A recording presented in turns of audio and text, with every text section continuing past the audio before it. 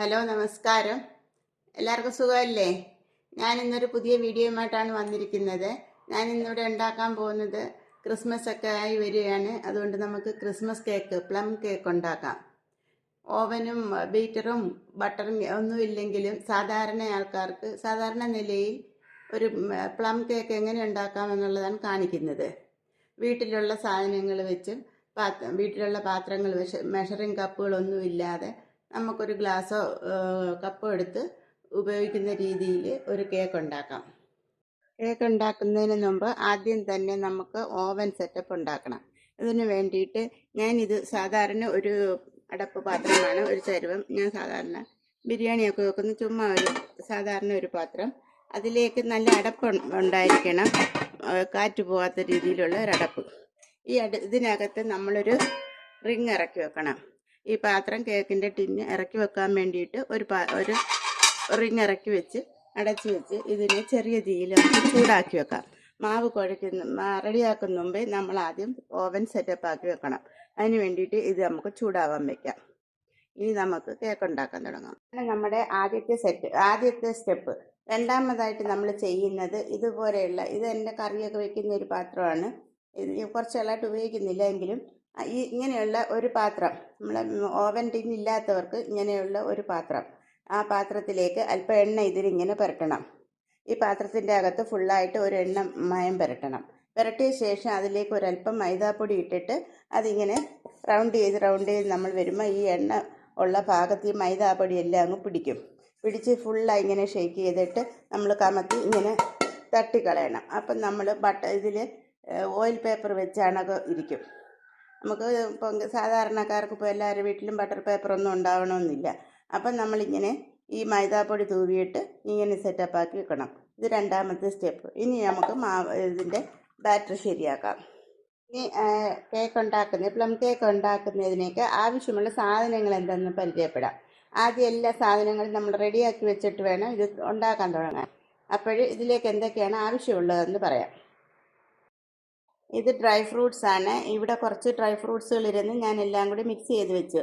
അതായത് ഈത്തപ്പഴമുണ്ട്, ഉണക്കമുന്തിരിയുണ്ട്, പിന്നെ ചെറിയുണ്ട്, പിന്നെ ടൂട്ടി ഫ്രൂട്ടി. ഇതെല്ലാം കൂടെ ഒന്ന് ജസ്റ്റ് മിക്സ് ചെയ്ത് വെച്ചു. പിന്നെ ഇത് ഓറഞ്ച് സെസ്റ്റ് എന്ന് പറയും. ഈ ഓറഞ്ചിൻ്റെ തൊലി എടുത്തിട്ട് അതിൻ്റെ ആ വെള്ളവശം വരാതെ ചെറുതായിട്ടൊന്ന് ചീവിയെടുത്തത്. അതൊരു ഫ്ലേവറിന് വേണ്ടി, ഈ കേക്കിന് പ്ലം കേക്കിലൊരു ഫ്ലേവറിന് വേണ്ടി. പിന്നെ ഇത് കുറച്ച് നട്ട്സ്, അണ്ടിപ്പരിപ്പും ബദാമും ഞാൻ ഞുറുക്കി വെച്ചത്. ഇതെല്ലാം അണ്ടിപ്പരിപ്പും നട്ട്സൊക്കെ ഇല്ലെങ്കിലും കുഴപ്പമൊന്നുമില്ല, പക്ഷേ ഞാനിവിടെ ഉള്ളതുകൊണ്ട് എടുത്തിരിക്കുന്നു. പിന്നീട് ഇതിലേക്ക് ഞാൻ 2 കപ്പ് മൈദ എടുത്തത് കൊണ്ട് 1 കപ്പ് പഞ്ചസാരയാണ് ഇതിലേക്ക് ആവശ്യമായിട്ടുള്ളത്. 1 കപ്പ് പഞ്ചസാര നമ്മൾ പൊടിച്ചെടുക്കണം. അതിലേക്ക് 2 ഗ്രാമ്പു, പട്ട, ഇതെല്ലാം കൂടെ ഈ പഞ്ചസാരയുടെ കൂടെ ഇട്ട് നമ്മൾ മിക്സിയുടെ ജാറിലിട്ടൊന്ന് പൊടിച്ചെടുക്കണം. 1 കപ്പ് പഞ്ചസാരയാണ് ഞാൻ പൊടിച്ചെടുക്കുന്നത്. പിന്നീട് 1 കപ്പ് പഞ്ചസാര, ഇത് ഒരു കരാമൽ, അതായത് ഈ പ്ലം കേക്കിനൊരു ബ്രൗൺ നിറമുണ്ടല്ലോ, അപ്പോൾ ആ നിറം വരുന്നതിന് വേണ്ടിയിട്ട് ഇത് കരാമൽ ചെയ്യണം ഈ പഞ്ചസാര. അതിന് വേണ്ടിയിട്ട് 1 കപ്പ് പഞ്ചസാര എടുത്തിട്ടുണ്ട്. പിന്നീട് ബേക്കിംഗ് പൗഡർ, 1 സ്പൂൺ ബേക്കിംഗ് പൗഡറും 1/2 സ്പൂൺ ബേക്കിംഗ് സോഡ, 1 നുള്ള് അല്ലെങ്കിൽ 1/4 സ്പൂണ് ഉപ്പ്. പിന്നീട് കുറച്ച് എസൻസുകൾ. ഇത് ഞാൻ പൈനാപ്പിളിൻ്റെ എസൻസ് ബിരിയാണി ഉണ്ടാക്കാൻ എടുക്കുന്ന, ഇത് വാനില എസൻസ്. ഇത് രണ്ടുമാണ് ഇതിലേക്ക് ചേർക്കുന്നത്. ഈ വാനില മാത്രമായാലും കുഴപ്പമില്ല, പൈനാപ്പിളും കൂടെ ചേർത്തത് ഫ്രൂട്ട്സിൻ്റെയൊക്കെ ഒരു സ്മെല്ല് വരാൻ വേണ്ടിയിട്ട്. പിന്നീട് സൺഫ്ലവർ ഓയിൽ, ഇത് 1 കപ്പ് സൺഫ്ലവർ ഓയിലും വേണം. ഇത്രയും സാധനങ്ങളാണ് വേണ്ടത്. ഇത് നമ്മുടെ വീട്ടിലെല്ലാം, മിക്കവരുടെ വീട്ടിലും ഉള്ളതാണ് ഇതിലെല്ലാം മെയിനായിട്ട്. പിന്നെ എസൻസൊക്കെ നമുക്ക് കേക്ക് ഉണ്ടാക്കുമ്പോൾ ഇത്തിരി എസൻസൊക്കെ ചേർക്കണം. ആദ്യം നമുക്ക് ഈ പഞ്ചസാര ഒന്ന് കാരമൽ ചെയ്യാൻ വേണ്ടിയിട്ട് പഞ്ചസാര ഒരു പാത്രത്തിലിട്ട് അടുപ്പിലേക്ക് വെക്കാം. ആദ്യം ഒന്ന് ഇളക്കണ്ട, കുറച്ച് നേരം അതങ്ങനെ ഇരിക്കുമ്പോൾ ഇങ്ങനെ നിരത്തി വെച്ചിരുന്നാൽ മാത്രം മതി. കുറച്ച് കഴിയുമ്പോൾ ഇത് അലിഞ്ഞു തുടങ്ങും. ഇപ്പം നമ്മുടെ പഞ്ചസാര എല്ലാം അലിഞ്ഞ് വേണ്ട കാരമലായിട്ടുണ്ട്. ഇതാ കണ്ടല്ലേ, ഒരു ബ്രൗൺ നിറമായിട്ടുണ്ട്. ഒരുപാട് കറക്കാൻ നിൽക്കില്ല, കറുത്ത് കഴിഞ്ഞാൽ അത് കയ്പുണ്ടാവും, അത് നമ്മളെ കേക്കിൽ കഴിക്കും. അതുകൊണ്ട് ഈ ഒരു നിറമാകുമ്പോൾ തീ നല്ലതുപോലെ കുറച്ച് വെക്കണം. വെച്ചതിന് ശേഷം നമ്മൾ ഇതിലേക്ക് ഒരു 1/2 കപ്പ് വെള്ളം ചേർക്കണം. വെള്ളം ഒഴിക്കുമ്പോൾ എല്ലാവരും നല്ല ശ്രദ്ധിക്കണം. ദൂരെ നിന്നുകൊണ്ട് വേണം വെള്ളം ഒഴിക്കാൻ. ഇത് ഭയങ്കര ചൂടാണ്.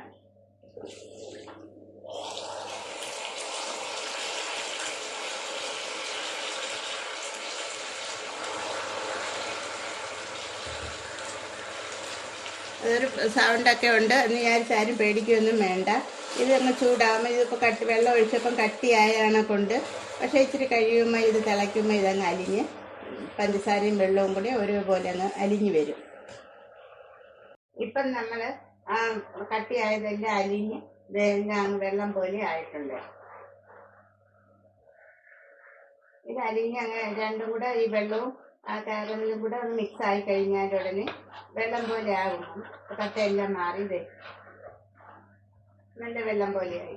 അപ്പൊ ഇതിലേക്ക് നമ്മുടെ ഈ ഡ്രൈ ഫ്രൂട്ട്സ് എല്ലാം ഇതിലേക്ക് ആഡ് ചെയ്യണം.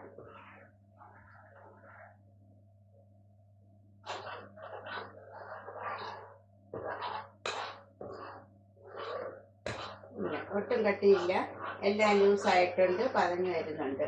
ഈ പതഞ്ഞ് ഇങ്ങനെ വരുമ്പോഴത്തേക്ക് നമുക്ക് ഈ ഇതെല്ലാം ശരി മിക്സായി ഈ പതഞ്ഞ് വരുന്നതാണ് അതിൻ്റെ ഒരു അടയാളം. അപ്പോഴത്തേക്ക് നമുക്ക് ഈ ഡ്രൈ ഫ്രൂട്ട്സ് ഒക്കെ അതിലേക്ക് ഇടാം. ഇതൊക്കെ ഇടുമ്പോൾ നല്ല സൂക്ഷിച്ച് വേണം. സാധാരണ വെള്ളം തെറിക്കുന്നത് പോലെയല്ല, ഭയങ്കര ചൂടാണ്, ഒരുപാട് ഹീറ്റ് ഉള്ള ഒരു സംഭവമാണിത്. അപ്പോൾ നമ്മളിത് ഇട്ട് മിക്സ് ചെയ്ത് ഇതിനി ഒന്ന് വേവാൻ ഇത് കുറച്ച് നേരം തിളച്ച് ഈ വെള്ളമെല്ലാം ഒന്ന് ഈ ഫ്രൂട്ട്സ് വെള്ളമെല്ലാം വലിച്ചെടുത്ത് ഇതൊന്ന് മിക്സാക്കി ചൂടായി വരട്ടെ. ഇത് ഇപ്പം വെള്ളമൊക്കെ കുറച്ച് വറ്റിയിട്ടുണ്ട്. ഇത് നല്ല കുഴഞ്ഞ കണക്കായിരിക്കുകയാണ് വേണ്ടത്. ഈ ഒരു പരുവാകുമ്പോൾ നമുക്ക് തീ ഓഫ് ചെയ്യാം. കാര്യം തണുക്കുമ്പോൾ കുറച്ചും കൂടെ അങ്ങ് കുറുകി വരും, കട്ടിയാവും. അതുകൊണ്ട് നമുക്ക് തീ ഓഫ് ചെയ്യാം. ഇനി അതിരുന്ന് നല്ലതുപോലെ തണുക്കണം. തണുത്ത ശേഷം നമുക്ക് കേക്ക് ഉണ്ടാക്കാൻ പറ്റും. ആദ്യം നമുക്ക് ഒരു മിക്സിയുടെ ജാറിലേക്ക്, നല്ല ഉണങ്ങിയ ജാറായിരിക്കണം, വെള്ളമൊന്നും ഇല്ലാത്ത, അതിലേക്ക് നമുക്ക് ഈ മുട്ട പൊട്ടിച്ചൊഴിക്കാം.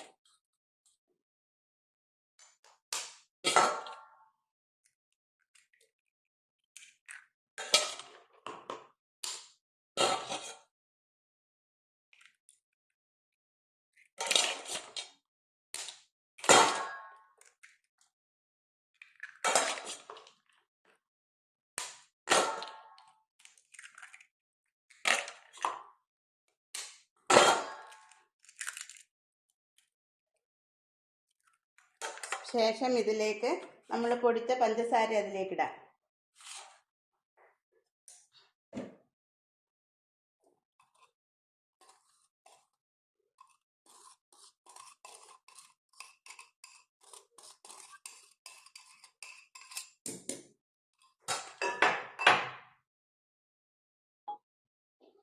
ഇതാദ്യം ഒന്ന് അടിച്ചിട്ട് വരാം.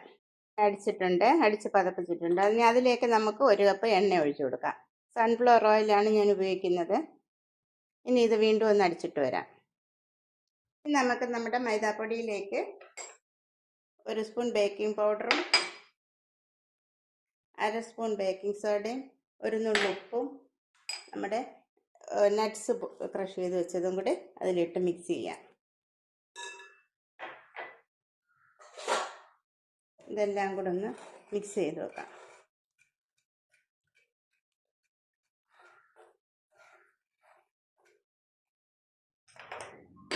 ഇനി നമുക്ക് വേറൊരു ബൗളിലേക്ക് നമ്മൾ അടിച്ചു വെച്ച ഈ മുട്ടയുടെയും മിക്സ് ഒഴിക്കാം.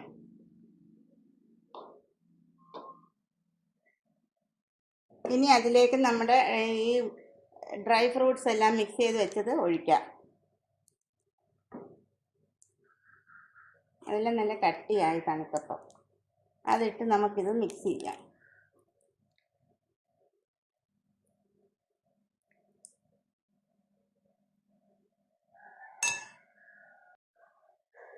അത് നമ്മൾ കട്ടിയായിട്ടിരുന്നെങ്കിലും ഇതിലിട്ടിട്ട് കഴിഞ്ഞപ്പോഴത്തേക്ക് അതങ്ങ് സോഫ്റ്റായി. വേണ്ടില്ലേ എല്ലാം അതിലിട്ട് നല്ലതുപോലെ നമ്മളങ്ങ് ഇളക്കണം. ഇളക്കിയ ശേഷം ഇനി നമുക്ക് ഈ മൈദാപ്പൊടിയും ബേക്കിംഗ് പൗഡറും എല്ലാം കൂടെ മിക്സ് ചെയ്ത് വെച്ച ആ പൊടി ഇട്ട് നമുക്ക് മിക്സ് ചെയ്യാം.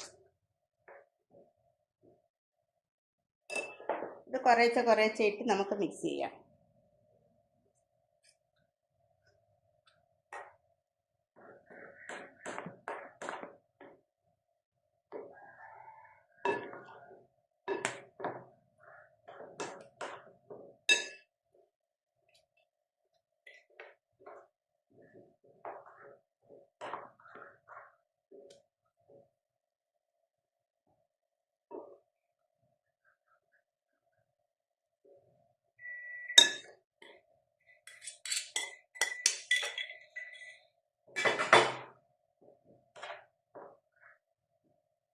ഇതെല്ലാം കൂടെ നന്നായിട്ടൊന്ന് മിക്സ് ചെയ്തെടുക്കാം.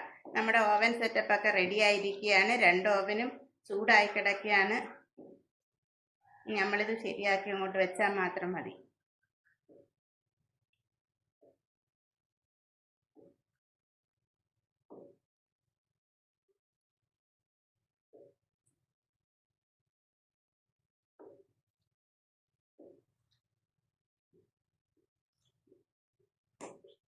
നന്നായിട്ട് ഇളക്കണം.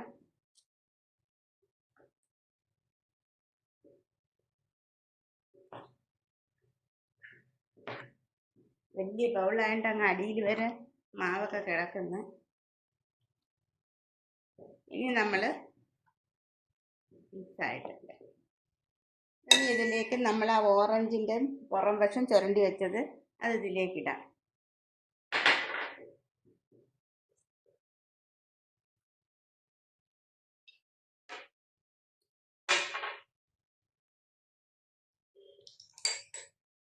ഇതിലേക്ക് 1 സ്പൂൺ വാനില എസൻസ് ഒഴിക്കാൻ വിട്ടുപോയി.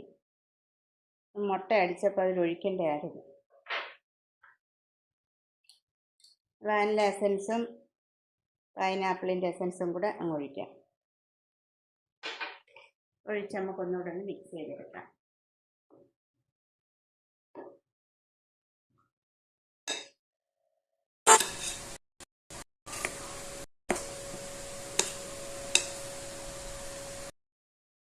ഞാനിത് 2 പാത്രത്തിലേക്ക് ഒഴിച്ചിട്ടുണ്ട്. ഇനി നമുക്കിതൊന്ന് ടാപ്പ് ചെയ്യാം. ഇത് രണ്ടും നല്ലതുപോലെ ഒന്ന് ഇങ്ങനെ ടാപ്പ് ചെയ്യണം. കാരണം ഇതിൽ എയർ ബബിൾസ് വല്ലതും ഉണ്ടെങ്കിൽ പോകാൻ വേണ്ടിയിട്ട്.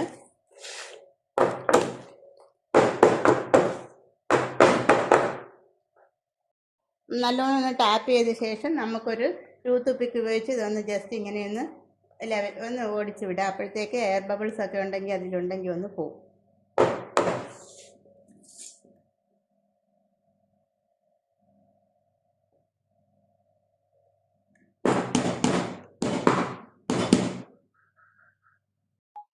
ഇനി നമ്മൾ ചൂടായി കിടക്കുന്ന ഈ പാത്രത്തിനകത്തേട്ട് ഇത് ഇറക്കി വെക്കാം. നല്ല ചൂടിലിരിക്കുകയാണ്.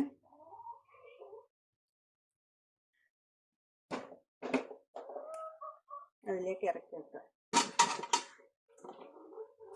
എന്നിട്ട് അടച്ചു വെക്കാം. ശേഷം നമുക്കൊരു മീഡിയം ഫ്ലെയിമിൽ 45 മിനിറ്റ്, അത് കഴിഞ്ഞൊരു ലോ ഫ്ലെയിമിൽ ഒരു 15 മിനിറ്റും വെക്കാം. ഇത് പ്രീഹീറ്റ് ചെയ്ത ഓവനിൽ നമുക്കൊരു 35 മിനിറ്റ് വെക്കാം.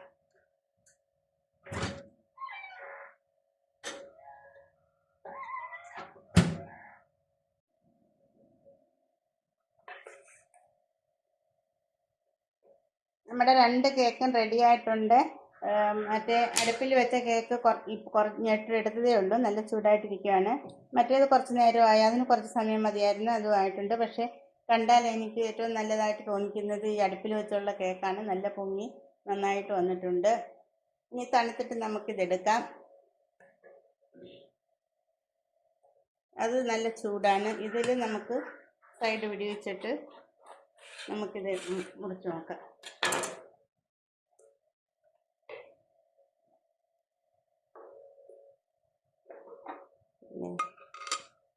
നമ്മുടെ കേക്ക് അടിപൊളിയായിട്ടുണ്ട്. ഞാൻ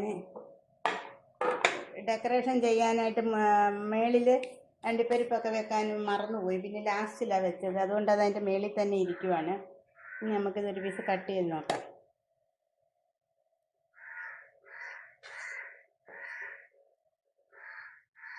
നല്ല സോഫ്റ്റ് കേക്കാണ്.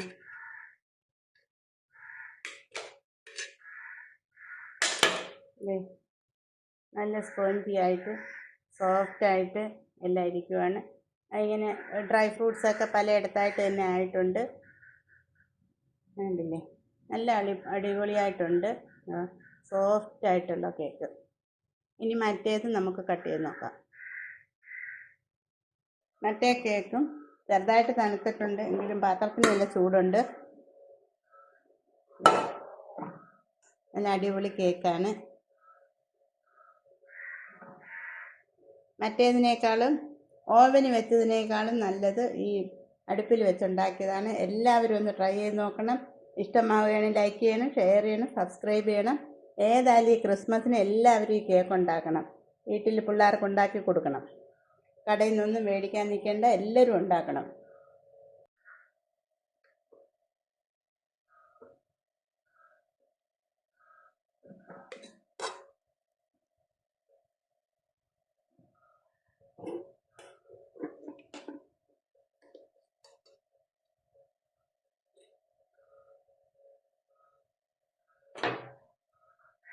നല്ല ചൂടാണ്, തണുത്തില്ല.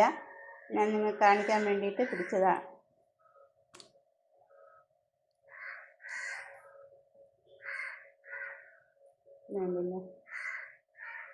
അടിപൊളി കേക്കാണ്. എല്ലാവരും ട്രൈ ചെയ്ത് നോക്കണം. വീട്ടിലുണ്ടാക്കാവുന്നതേ ഉള്ളൂ. എല്ലാവരും ട്രൈ ചെയ്യണം.